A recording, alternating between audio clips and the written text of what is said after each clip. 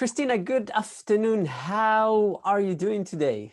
Yeah, really good. Thank you. Very good. Excellent. And you? I am good as well. You've been very, very busy. But before we start getting into the real estate questions, I'm quite curious. You've got behind you the painting is quite unique. What is it?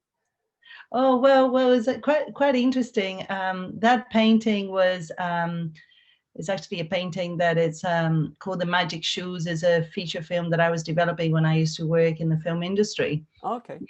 And if you can see also behind me, I have a windsurf board. That is Right. actually what I like to do when in my spare time, and to especially with this job that it gets so busy and is at 24/7. So sometimes if I can get on the water for a little bit, Mm, and get a bit disconnected, is actually great.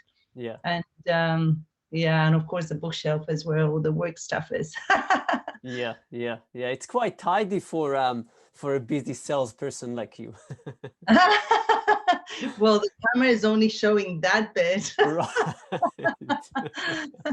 Very good. Very good. Christina, I wanted to have this chat with you because I'm quite fascinated with your work and your rise in real estate sales. You started working or selling in real estate in Ponsonby. I think it was in 2016. Look, it's gonna be 5 years in April. Right, So right. it has, it's 4 and almost 5 years. Yes. Yeah.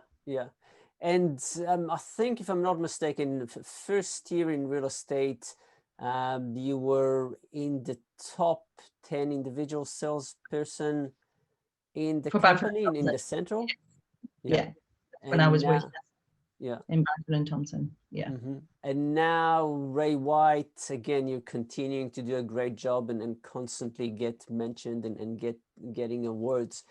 So, how did you get into real estate? Why did you get into real estate? Well, I have to say I've been working all my life. I work in the film industry. I was a VFX producer and animation producer, and I loved it. I loved it with all my heart. But one of the things that was quite hard was, being in an office for long hours. So it was really tough to have like a balance with life, and especially with my kids when they were growing up. So one day, I was working my last 4 years in the career. I was doing games, which had really long hours. And one day I decided, I was working, to give you an idea, until like sometimes 11 o'clock at night, sometimes until 3 o'clock in the morning. I would go home, have dinner with the kids. I had an au pair, always somebody to help me put the kids to bed and then go back to work.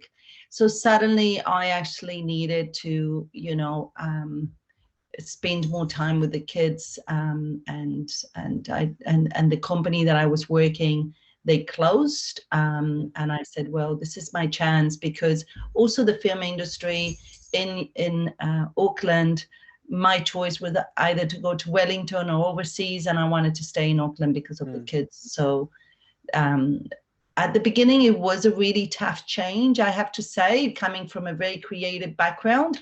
And I was like, oh my God, I'm not sure if I'm going to be able to do this. But the truth is, I absolutely love it, and I wouldn't go back. I wouldn't. I love being out and about, meeting people. I just love my job, and I wouldn't change it for one thing. Yeah. Brilliant. Well, you can definitely see your passion when you talk about the industry. Second question, with your career in real estate, your first 2 years in real estate, as I said, you became relatively successful very quickly. What are some of the things that you did, some of the things that you think you did that were different to other people that helped you become so successful so quickly? Well, I think, this could potentially now be an old saying, but it's definitely working smarter and not harder. Although I do work really hard, but I work in a very smart way. So one of the things that I did is I Googled and researched the top agents, not only in New Zealand, but in Australia and around the world. And I basically got in touch with them and I said, what do you do? Yeah. And I kind of met them and said, what do you do? What systems you do? Everything. So I pretty much collated a whole lots of advice and resources and all sorts of things of what the top people do. Because what I learned is if you don't, you know, coming into a new industry, you have to learn from the best if you want to be, you know. And so I had really good mentors on the way, including yourself. Don't tell anybody. So, you know, that has been actually really good.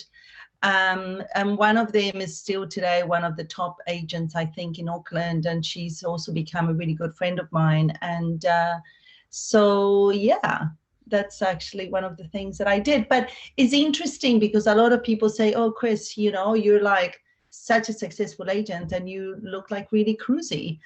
But I think it's because of the working smarter. So then, and of course, you know, I do have a team behind me. So, you know, I have a great, and I'll talk more about that later, but it's kind of like organizing myself to be able, for me to do what I can do best, which is going out there, meeting with clients, you know, doing the appraisals, the listings, the negotiations, while a lot of stuff gets done in the background, you know. Yeah. So when you started, did you do all the basic activities? Because I think you did go outdoor knocking, but it was very specific, wasn't it? When I started, I actually did a bit of door knocking. That in maybe in the areas that I worked, you know, it actually worked well and people are quite friendly. But one of the things that I realized and you know, talking about challenges, sometimes being a woman and working all by myself could be a challenge. And I sometimes didn't feel safe going door knocking by myself. Right. I know I work in kind of quite a lot of areas and New Zealand is really safe in general, but you never know. So door knocking wasn't really didn't really work for me. I was more, you know, of course I do a lot of networking, community work, and it is true that, you know, when I started in real estate, I was like, oh my God, I come from Argentina, I have an accent, I don't have everybody from school, I don't know anyone from like school or university, you know, like I come from a different industry, how am I going to do this? But I actually, you know, one of the things that I did is I started in the office and I actually asked for other agents that would have registers for open homes and they wouldn't even ever call them. I said, do you mind me calling them? And if I do get a sale, then I'll give you, you know, a share or whatever. And there was a lot of helpful top agents that said, yeah, you go for it, you know, and of course I will give them shares. But I just started pretty much, you know, just calling people that have never heard from me, you know, but I would be on the phone and I did have like a target that I wanted to do 50 phone calls a day. And, you know, I didn't hit that target every day, but I did an average of at least 30 phone calls a day. So it's just being on the phone. And also, you know, every single phone call I had like a goal. I'm going to either get an appraisal, get a meeting, get a viewing. But the other thing that I did, and I had this as a goal as well on my first year, I said, the auctions are on Wednesdays. So my goal is I am going to have a buyer bidding in a listing every single Wednesday at the auctions. And that's how on my first year, you know, like my target was potentially to sell at least one house a year. And I think I sold an average of 2.5, one house a month. Right. Sorry, one house a week. Yeah. And I think I ended up selling like an average of 2.5 a month. And that's how I ended up becoming like on the top, Puppies. on the, actually at home. That's how I ended up becoming on the top 10 of Barfoot as an individual sales agent on my first year. Yeah. Do you think that your background in media, your background in marketing, do you think that that was helpful to you when you started? Because there were a few things, a few campaigns that you did that were a little bit different. I don't know if you want to talk about the rubbish bin one, but certain things that you did that were different and got you attention. Well, of course, you know, I do come from a very creative background. Actually, you know, I studied as an art director, and I've been in animation and film and commercials and so on. So all of that media and marketing, I was really hands-on on everything that is online, social media, creative advertising, and all of that. So when it came to kind of promote myself and come up with ideas, I always tried to come up with some things that are different. But I think one of the important things was as well that the way that I like to do my marketing is people to know that I'm a real person, and that I do really care, and that I do think outside the square, you know, and that I always try to be innovative and different, you know, and that also helps because at the end of the day, when you're going to go and sell someone's house, you want to show that you can sell their house is unique from everybody else, you know. So you always have to be creative, not only with, you know, my profile, but with everyone's, you know, each vendor's properties. Yeah. And I have to say that looking at what you do on Facebook, the type of posts that you do, it's not just the general, I sold the house, here's me, and a sticker. There's a lot more fun on it. There's jumping and there's laughter. So it's much more fun to watch. Well, the thing is, the truth is, I actually, you know, one of the things that I love about this job is when I get to meet the vendors and the buyers, you know, and one of the things that I love is I am actually part of the journey. And when we get to the sell or the buying of that journey where I have been part of it, and I have been holding their hands and helping them on the way, or trying to find them a house, or helping them get the house ready for sale and achieving a great result, you know, one of the most rewarding things is the big smile on my clients' faces, you know. And when we get to that, we are all really happy, and they're happy to say, yay. So I like to record those moments, you know, and share, because that is real. It's not fake, you know. And we record those moments, and it's not just like a photo going, yay. No.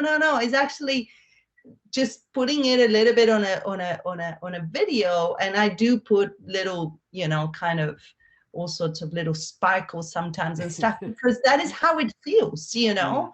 And and for me, you know, people sometimes says, oh, you must be making a lot of money. To be honest, I have no idea. I need to call my accountant and said, you know, or check on my payslip or something, because for me, it's not about that at all. For me, I love the job. I enjoy it.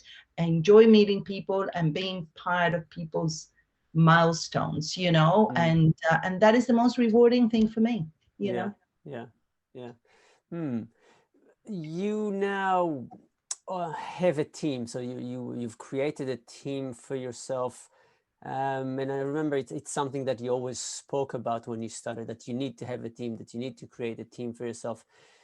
Why did you have that desire to create a team, to be part of a team that is working for you, and how do you run it right now? Yeah, so that's actually quite interesting, because at the beginning, of course, I was all by myself. You know, I started working all by myself. I had no PA, nothing. And then, you know, slowly, I think after the first year, I was sharing a PA with another agent that was part-time. But then suddenly I decided to have a full-time PA, so then I can have more time to go and meet people and do more appraisals and all of that. So for me, you know, my PA was actually really, really, really important. But then the truth is, you know, I do have not only my PA, but I have a lot of people helping me on the background doing all sorts of different things. So for example, I have somebody that works remotely helping me with the social media, because as I'm out and about, I come up with ideas and I send her a text and says, can you just do this, this, this, and that? And she just prepares it and posts things, you know. So that is really good. Of course, there's a lot that I do myself, you know, because things come up really spontaneously in that arena. But for example, I have, of course, somebody that is the one that delivers my flyers. And I am not like somebody that likes to be like, oh, okay, such and such delivers the flyers. Every single person that does anything on my business is part of my team. And he's an Argentinian guy. He lives 2 houses from my house, you know, and he's really cool. And everybody's part of my team. Then I have somebody else remotely that helps me a lot with my database, because, you know, every time I have an open home, then I have to make sure everybody in the database is categorized properly, you know. So it's a lot of time consuming things that if I sit down to do that could take me a whole day when I could be out there meeting with clients. So I have somebody remotely helping me to all the time be making sure my database is the buyers, the you know, where the budget is, the sellers and neighbors and nosy ones, the tradies, etc., you know. And then I only just recently, a few months ago, got an associate. And the reason I decided to get an associate, I've been thinking it for a while, and I've been interviewing people and meeting people, and it's been quite a challenging. I thought it was going to be way easier to find an associate than what it ended up being, because I want somebody that would work the way that I work, you know, because I have a brand that is Cristina and Co. And I would like that person to fit in really nice with the way that I work. So I would interview people, and a lot of people would be great with their own style, but I said, this is not going to work with me because of my style, the way I like to work.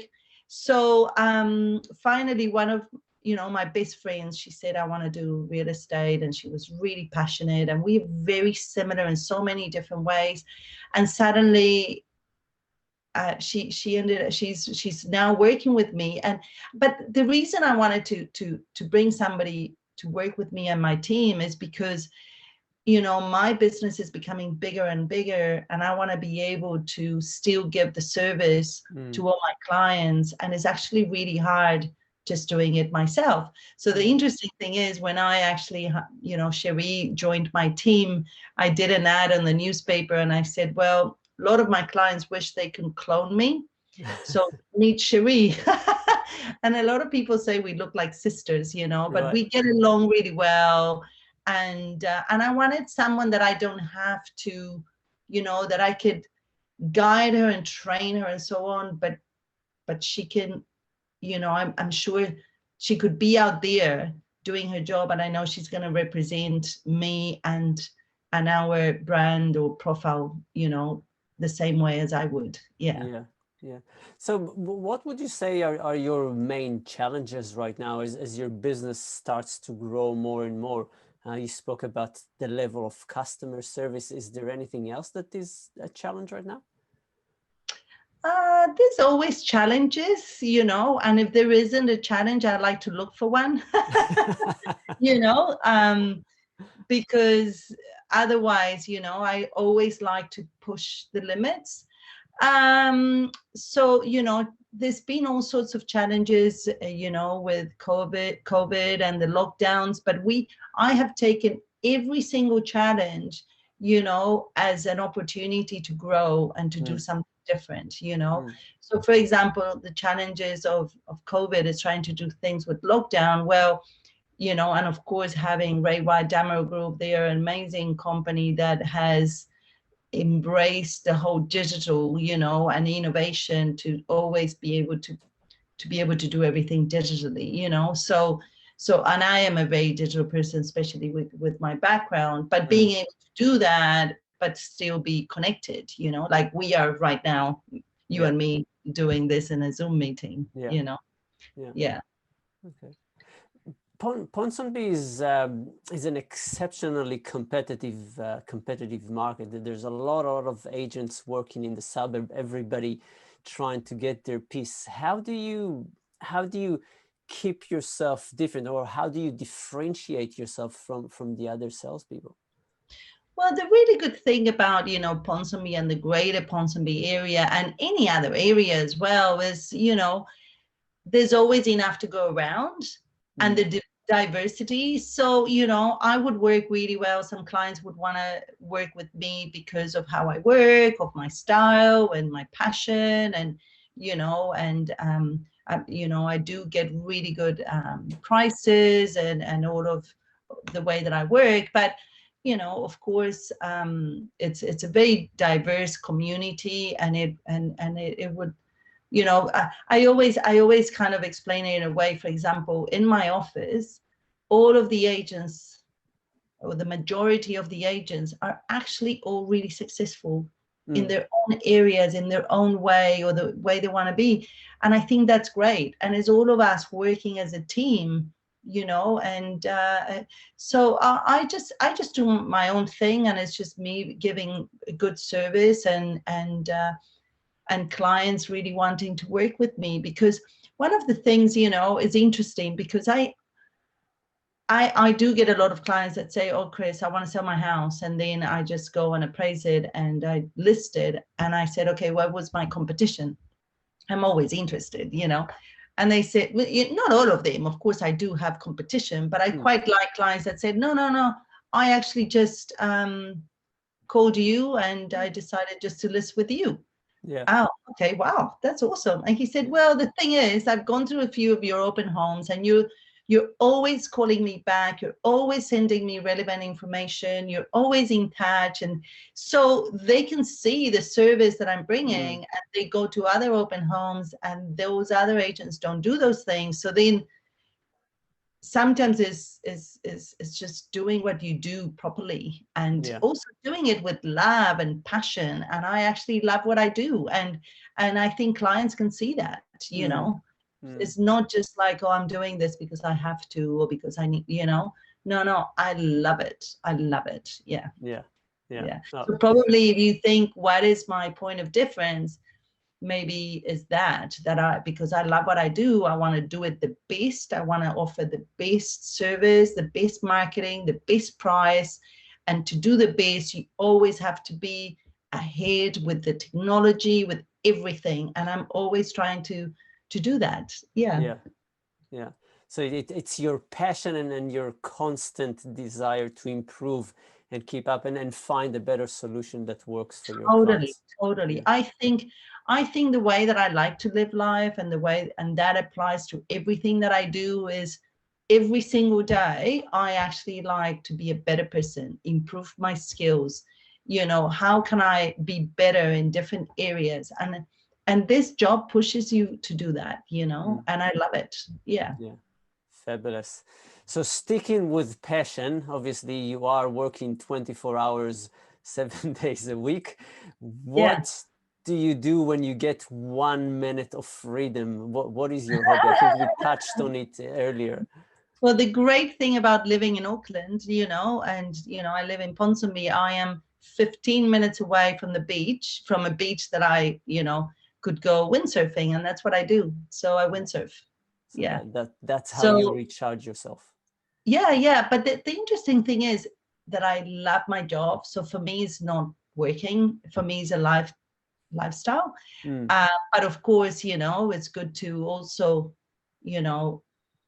do exercise and get out there and recharge and disconnect. And for me, that's my windsurf, that I learned it when I was a teenager, and I picked it up in the last few years. And in 15 minutes I can be in Takapuna, and I'm out on the water for an hour. And in summer I love it, because we were going out at 7 o'clock at night, so I can have a full day work and then get out on the water. Yeah. Fantastic. Awesome. Yeah. Fabulous. Cristina, your passionate definitely comes across the screen. I feel as if you're here in the room with me. Really appreciate your time. Really appreciate you sharing the knowledge, the experience, and your passion. Have very much. Pleasure. Have a fantastic day. and we'll talk Yeah, soon. you too. And thank you so much for inviting me to this interview. And I'm always happy to share, my experience in anything that anyone wants to learn. Fabulous. Thank you so much. Thank you. Bye. Okay, bye.